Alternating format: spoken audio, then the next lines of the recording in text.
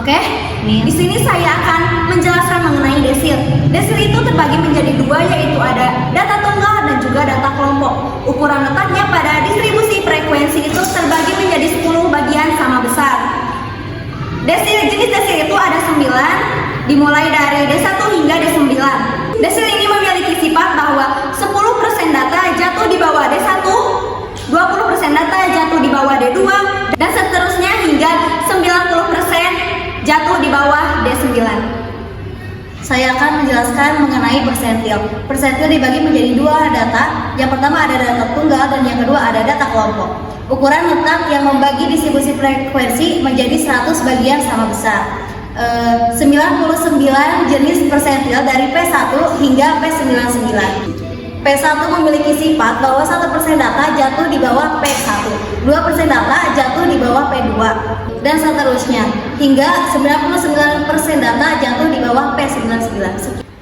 Oke, baik, di sini saya akan menjelaskan mengenai kuartil data tunggal. Nah, untuk rumusnya itu ada QI sama dengan data ke I dalam huruf E ditambah 1/4. Nah, jadi untuk QI itu sama kuartil keberapa, dan untuk X itu sama dengan banyaknya data. Nah, kita masuk ke contoh soal. Di sini carilah Q3 dari data berikut. Di sini ada angka 3, 5, 1, 5, 7, 2, dan juga 8. Nah, sebelumnya kita tentukan terlebih dahulu dari yang terkecil dari data ini. Nah, dari yang terkecil itu ada 1, 2, 3, 5, 5, 7, dan juga 8. Nah, kita masukkan ke dalam rumus, yaitu letak Q3 sama dengan data ke ini I-nya itu 3, dan ini 7 itu dari banyaknya data. Nah, jadi kita hitung dulu ada berapa? Ada 1, 2, 3, 4, 5, 6, dan juga 7. Jadi 3 dalam huruf 7 ditambah 1/4. Nah, kita pindahkan 3-nya dikali 7 ditambah 1 sama dengan 8/4. Nah, jadi 3 dikali 8 itu sama dengan 24/4 dan sama dengan 6. Jadi untuk Q3 itu terletak pada data yang ke-6, yaitu angka 7. Nah, artinya 75% data memiliki nilai di bawah 7. Mungkin cukup sekian dari saya. Baik, yang selanjutnya di sini saya akan menjelaskan kuartil data kelompok. Nah, yang pertama yang harus kita cari itu adalah letak Q1. Rumus untuk mencari letak Q1 adalah data ke I kalian per 4, yaitu I-nya itu 1 dan untuk F itu 30-30-nya itu dari data ini, dari data yang sudah kita kasih contoh, yaitu 30, juga dari frekuensi per 4, yaitu hasilnya 7,5. Lalu kita masukkan rumus untuk mencari Q1. Rumusnya itu Q1 sama dengan PB ditambah P dalam kurung I kali N per 4 dikurangi frekuensi kumulasi per frekuensi. Lalu kita masukkan apa-apanya. Untuk PB-nya itu ada di sini. Nah, PB-nya itu 21 dikurangi 0,5, yaitu 20,5. Lalu untuk panjang kelasnya ada di 10. Untuk N-nya itu 30 tadi yang sudah kita cari. Nah, untuk memasukkan rumusnya ini, angkanya itu kita cari dulu. Untuk PB-nya itu ada 21,05, yaitu dari sini, dari data yang ini 21 kita mengambil dari sini dikurangi 0,5 itu yang sudah ada di rumor. Nah, untuk jumlah PB-nya itu adalah 20,5. Lalu untuk panjang kelas itu ada di 10, yaitu ini. Kita mencarinya dari sini 21 dikurangi 11 jadi 10 untuk panjangnya. Untuk N-nya dari frekuensi, dari jumlah nilai frekuensi. Lalu untuk frekuensi kumulatifnya ada di 2. Ada di 2 ini ya, teman-teman. Terus untuk frekuensinya ada di 7. Ada di 7, yaitu untuk frekuensinya ini. Nah, lalu kita masukkan formulanya ke sini. PB itu masih 20,5 ditambah panjangnya, panjang kelas itu 10 dalam kurung tadi itu kita udah cari letaknya itu ini ya. Jadi kita langsung masukkan ke sini 7,5 dikurangi 2 per 7. Lalu untuk bawahnya kita jumlahkan 20,5 ditambah 10 dalam kurung 0,78. Nah, dijumlahkan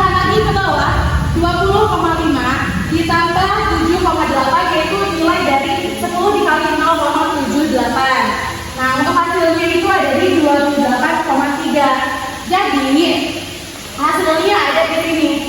28,3 itu kurang dari 25% dan 28,3 itu lebih dari 75%. Oke, baik, di sini saya akan memaparkan mengenai desil data tunggal. Untuk rumusnya adalah letak DI sama dengan data KI N ditambah 1/10. Nah, untuk contoh soalnya adalah carilah D8 dari data berikut. Nah, untuk datanya 8, 4, 2, 2, 5, 3, 4, 1, 2. Nah, untuk mengerjakannya yang pertama itu urutkan terlebih dahulu dari yang terkecil sampai yang terbesar. Dari data yang ada, nah 1, 2, 2, 2, 3, 4, 4, 5, 8. Nah, untuk mencari letak D8-nya adalah masukkan data ke rumus. Nah, cara mencarinya adalah data ke I, masukkan I-nya itu, karena yang dicarinya 8, berarti yang dimasukin 8. Jadi data ke I dengan 8, N-nya itu jumlah dari data yang ada. 1, 2, 3, 4, 5, 6, 7, 8, 9. N-nya 9 ditambah 1/10 sama dengan 8 dikali 9 ditambah 1 sama dengan 10/10. Jadi 8 dikali 10 sama dengan 80/10. 80 dibagi 10 sama dengan 8. Nah, jadi D8 terletak pada data ke-8. Data ke-8 itu dihitung dari 1, 2, 3, 4, 5, 6, 7, 8. Nah, berarti data yang ke-8-nya itu adalah 5.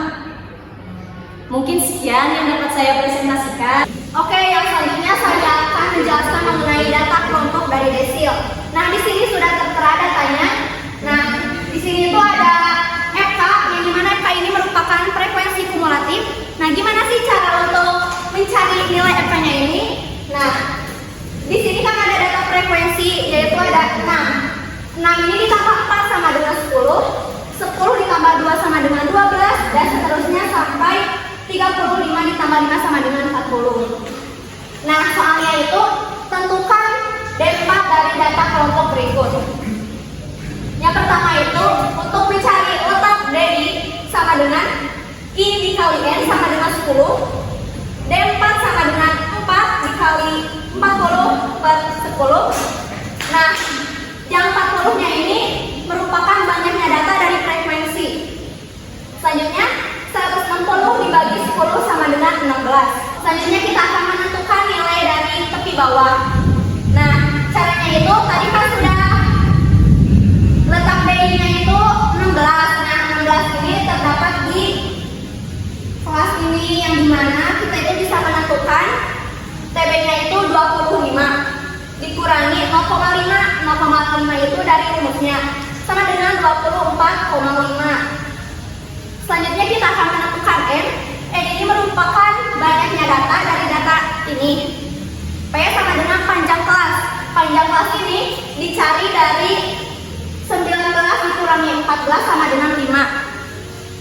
Selanjutnya frekuensi kumulatif sama dengan 12. Nah, frekuensi kumulatif ini merupakan kelas bawah dari kelas desil tersebut. Selanjutnya F-nya itu frekuensinya itu 5.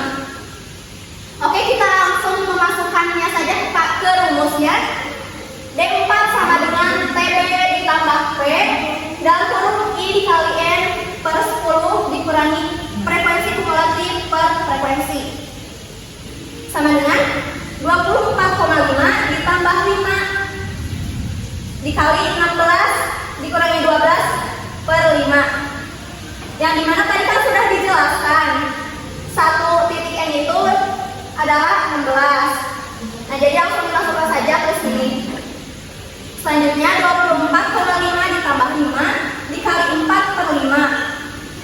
24,5 ditambah 4 hasil dari perhitungan ini.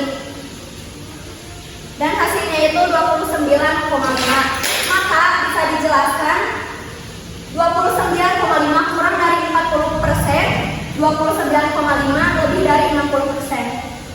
Selanjutnya ada persentil data tunggal. Untuk rumusnya yaitu ada PI sama dengan data ke I N tambah 1 dibagi 100. Nah, di sini ada contoh soal. Ini ada data dan soalnya yaitu tentukan persentil ke 40 atau P40.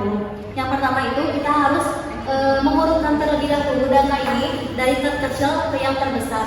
Kemudian dimasukkan ke dalam rumus ini yang dimana P40 sama dengan data ke-40 14 tambah 1 dibagi 100. Yang dimana 40 dikali 15 yaitu 600 dibagi 100 yang hasilnya 6. Nah di sini berarti data ke-6-nya itu 1, 2, 3, 4, 5, 6. Jadi P40 itu hasilnya adalah 15.